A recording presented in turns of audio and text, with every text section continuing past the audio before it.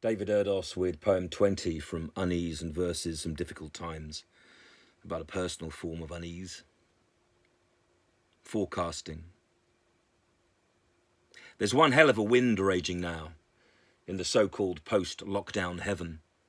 Is it blowing COVID away, or a gargle, God's retribution for all of the mire we've made?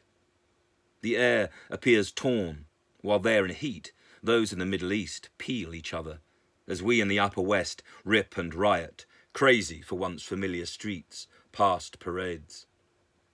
To have been granted release, and then have the weather revert back to warning, seems to strip some foundations, just as my neighbour's garden fence is forced down, like a forfeit long dealt in a deadly game we're unsure of, as the forces behind other forces remain unseen and storm-spelt. Strange fate crowns. I sit and stare at it, still inside, disinclined to do battle. This kingdom of wind bears sharp towers, and the hamlets within suffer on. Of course, you may or may not be getting this where you are, even if the glare in a gale is far-reaching. Those in the Hebrides will be savvy, and of course, a little wind stilled no song.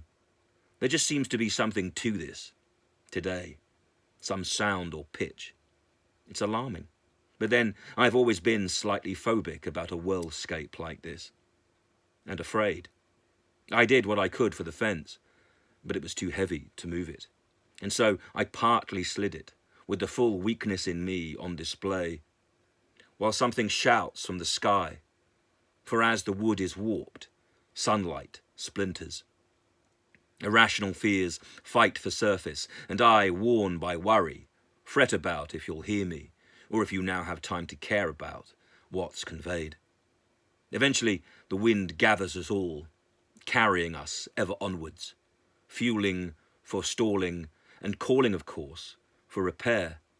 Here, on a day that already feels written over, I am straining through sounds of tempest to read the new reasons upheld and established by such commandments befitting the codes of contempt of an empire formed from fouled air.